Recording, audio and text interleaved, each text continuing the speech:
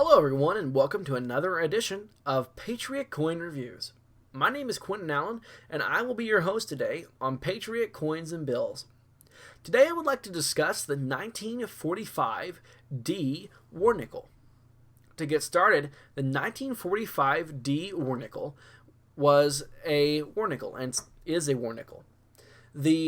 What makes a war nickel is the fact that it contains 35% silver and that it was produced during the wartime period of World War II.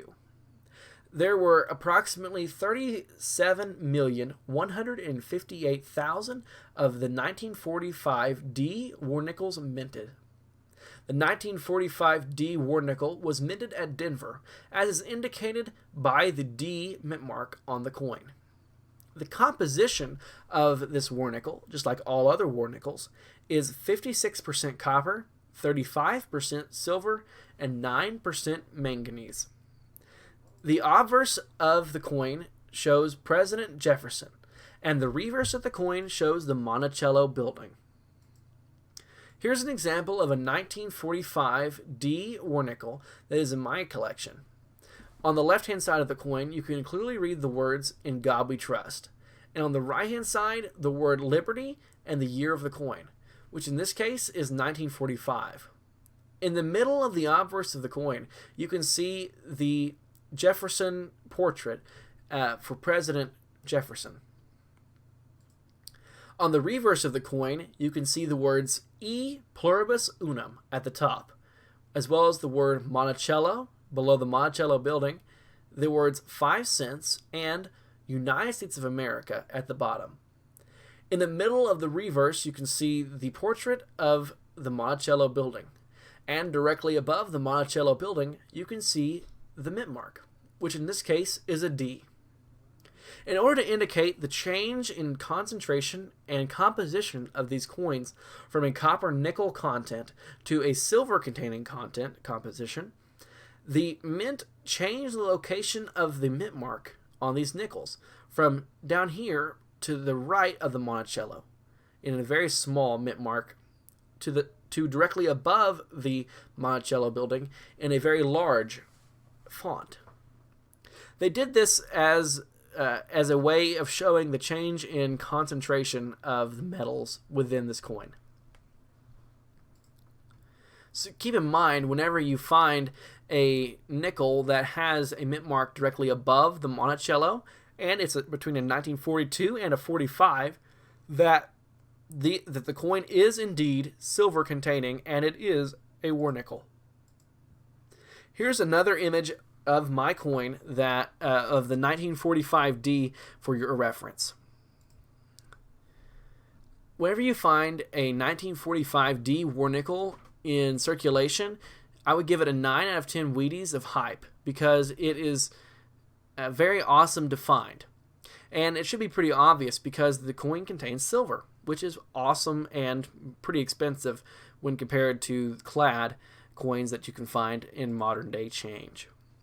A few of the things that make finding a war nickel so awesome include the silver content, the fact that it is silver, which is war nickels are the only nickels that contain silver, as well as the fact that a war nickel is from the World War II era, which means that it has extremely high historical significance, being from a very dark time in the world's past.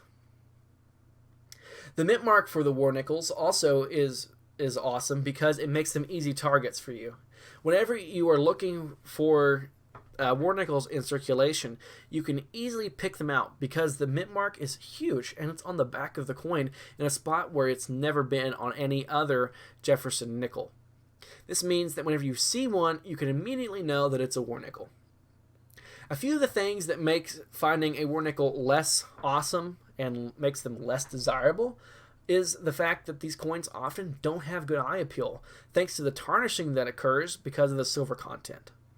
They also means that the content or that the collar of these coins causes non-collectors, such as tellers and cashiers, to grab them just because they look different. And they are different, but that means that you will be less likely to find them in circulation. Also keep in mind that other U.S. coins from the 1940s era at this time contained 90% silver, such as the quarter, the dime, and the half dollar, and that this only contains 35% silver, which is a dramatic difference between them. But keep in mind that no other nickel besides the war nickels had silver in it, so it's still the best silver you can find in nickels. Here's an example of a 1945 D war nickel that is in uncirculated or near uncirculated condition. As you can clearly see, there is no tarnishing on this coin, which means that the original minted coin did not have tarnishing on it, and that is a result of the circulation process as it's been circulated through time. So keep in mind that your coin will not truly look like this if you find it in circulation 99% of the time, because the tarnishing of the silver is a natural process that occurs whenever the coin is not very well regulated with humidity and controls. Keep in mind that the mint mark is above the Monticello, which makes you be able to identify it as a war nickel. A few of the values of the war nickel in December of 2019 are as follows. Keep in mind that the price of these coins is based on silver, since these contain silver, as well as the fact of condition. Keep in mind that this is just a reference, and that a coin is only ever worth what you can sell it for. So, with that, here's are the values. In G4, this coin will get $1.15. In VF8, it will get $1.42. In F12, $1.69. In VF20, $2.21. EF40, $2.70. AU50, $3.16. MS60, $5.39. And MS65, $21. So if you've enjoyed this video and would like to see future videos like it, please consider subscribing and hitting the bell icon so you won't miss any of my future videos. Please consider liking, commenting, and sharing this video so that the YouTube algorithm will recommend it to more people so that I can continue to make these videos. Thank you. Have a great day.